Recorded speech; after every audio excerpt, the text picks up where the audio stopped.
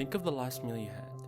Depending on where you live, this could have been a breakfast, with different nutritional options and parts that together made your meal enjoyable. Or, it could have been during lunchtime, or after some time at work or school, you decided to take time off to focus on nourishing your body. Maybe it was dinner time, and you ended up having one final meal for the day just before you go to sleep, while looking forward to what tomorrow might bring you. You might not even remember what your last meal was, as we most often do. Eating is a necessary habit, but it is also something we rarely stop to think about. As such, it would be highly likely that you devoured your previous meal with little thought, if at all. There's nothing wrong with that, really. However, I want you to explore an idea with me, a thought experiment, if you will. Imagine this. What if tomorrow you knew for certain you wouldn't have anything to eat? Nothing. None of the various food options you have would exist. Also, what if you just couldn't have access to any food whatsoever?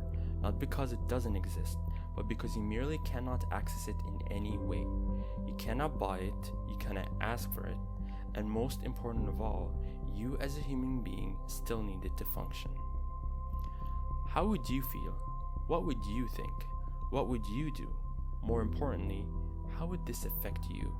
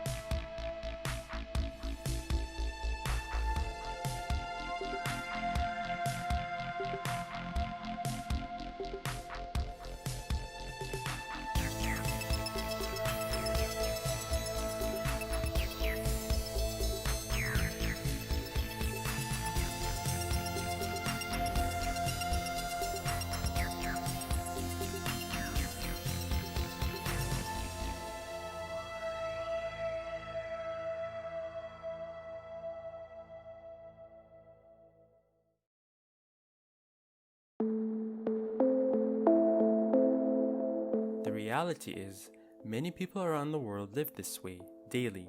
This thought experiment is not merely an intriguing fictional concept to them, it is their harsh reality. According to the United Nations, hunger is defined as periods when populations are experiencing severe food insecurity, meaning that they go for entire days without eating due to a lack of money, lack of access to food, or other resources. Hunger is a distress associated with lack of food. The threshold for food deprivation or undernourishment is fewer than 1800 calories per day. However, undernutrition goes beyond calories to signify deficiencies in energy, protein, and/or essential vitamins and minerals. Malnutrition in this case refers more broadly to both undernutrition and overnutrition.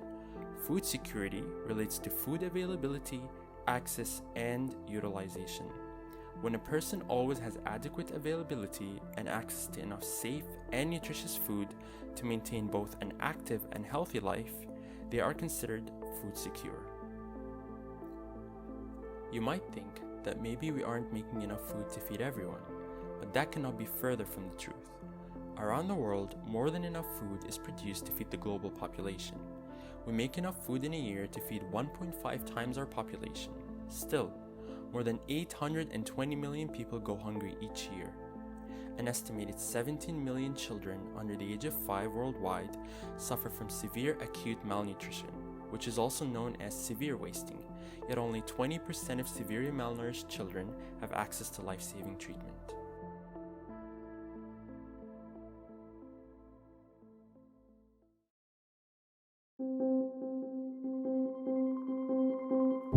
After steadily declining for a decade, world hunger is on the rise, affecting 11% of people globally. There were an estimated 775 million undernourished people in 2014, a record low, but that number increased to 820 million people in 2018. Before this increase in recent years, the world had been making significant progress in reducing hunger. In fact, in the year of 2000, world leaders joined the United Nations and civil society in committing to meet 8 Millennium Development Goals by 2015, the first of which was to eradicate extreme poverty and hunger. In 2015, the United Nations published a report charting the world's progress against achieving that goal. The proportion of undernourished people in the world had declined from 15% in 2000 to 2004 to 11% in 2014 to 2016. About 820 million people globally are currently undernourished, down from 947 million in 2003.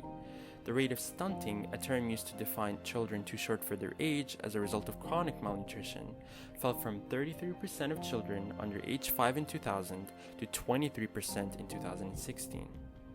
In 2015, world leaders charted a new set of Sustainable Development Goals, or SDGs. The second of these is to end hunger, achieve food security and improve nutrition, and promote sustainable agriculture by 2030.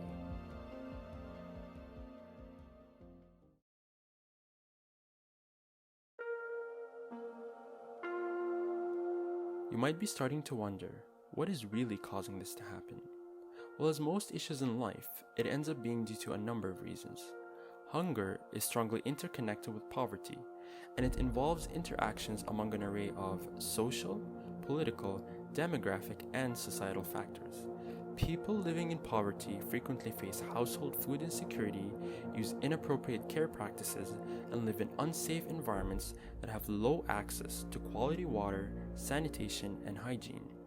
There is also inadequate access or availability to health services and education, all of which contribute to hunger.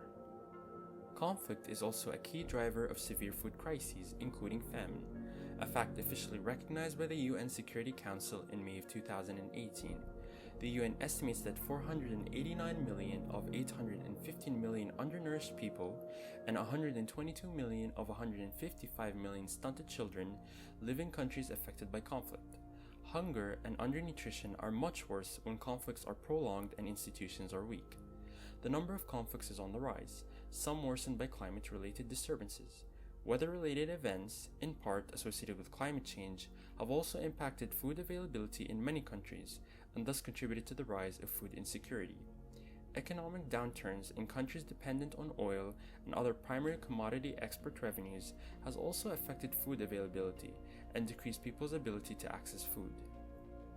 More surprisingly, farmers, herders, and fishermen that produce about 70% of the global food supply are especially vulnerable to food insecurity.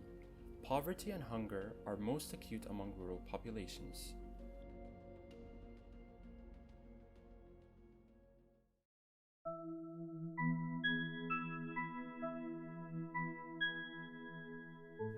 Another reason that contributes to hunger is food shortages. Across Africa, including regions like the Sahel and the Horn of Africa, farming families experience periods before harvests known as hungry seasons. These are the times of year when food supplies from the previous harvest are exhausted, but the chance to replenish supplies is still some time off. This leaves families forced to skip one or more meals each day in the period before the next harvest, which could be months away. War and conflict are also among the leading contributors to world hunger. In South Sudan, civil war has led to mass displacement and abandoned fields. The result is crop failure, which combined with a soaring inflation rate that makes imported food unaffordable, has left 6 million people food insecure. Likewise, Yemen's ongoing conflict has led to over half the country, which is approximately 17 million people, in need of urgent action in the absence of ongoing humanitarian food assistance. Countries like Zambia enjoy relative peace and political stability. However, they are also plagued by hunger due to climate extremes. Too much or too little rainfall can destroy harvests or reduce the amount of animal pasture available. These fluctuations are made worse by the El Niño weather system and are likely to increase due to changes in climate. Extreme climate patterns also tend to affect the poorest regions of the world the most.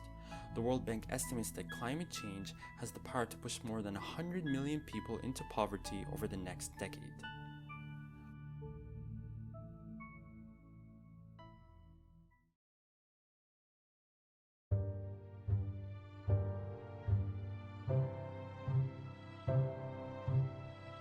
Hunger isn't simply a lack of access to food, it's a lack of access to the right nutrients.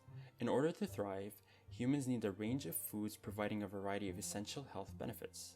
Poor families often rely on just one or two staple foods, like corn or wheat, which means they're not getting enough critical macronutrients and vitamins and may still suffer the effects of hunger. A lack of nutrition is especially important for pregnant and breastfeeding women and young children. Nutrition support during pregnancy and up to the age of 5 can help protect children for their entire lives. Proper nutrition reduces the likelihood of disease, poor health, and cognitive impairment.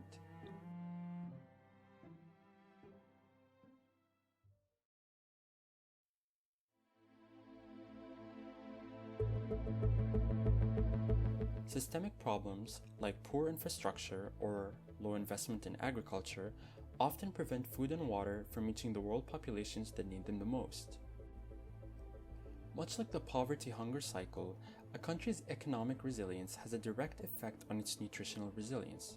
For example, Liberia's overall economic troubles deepened after the Ebola outbreak in 2014. 5 years later, 50% live below the poverty line.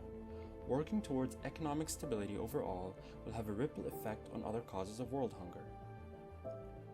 According to the World Food Programme, 1/3 of all food produced, which is over 1.3 billion tons of it, is never consumed.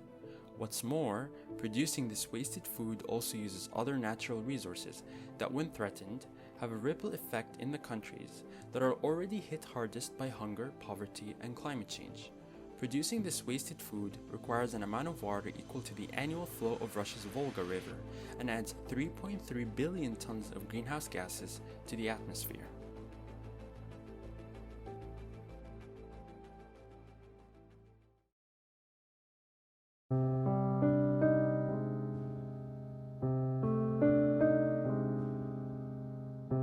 In its Sustainable Development Goal 2, the UN reveals, if women farmers had the same access to resources as men, the number of hungry in the world could be reduced by up to 150 million.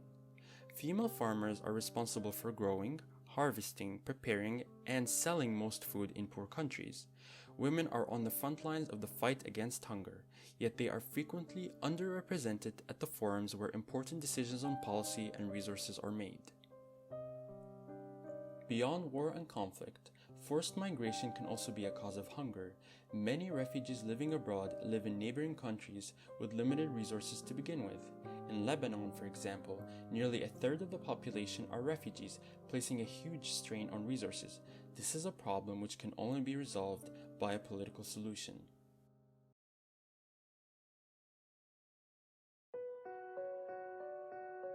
With all these causes, it might seem daunting to even start to come up with ideas and thoughts on how to eradicate world hunger. However, this is not an impossible task. Difficult, yes, but not impossible. In fact, as we alluded to earlier, several global organizations are tackling this very problem. Stay tuned for part 2 of this mini-series, where we tackle ways world hunger can be eliminated in the future. Do you think we can do it? End world hunger? Leave your thoughts in the comments section below and I'll be sure to leave a reply. Thanks for watching.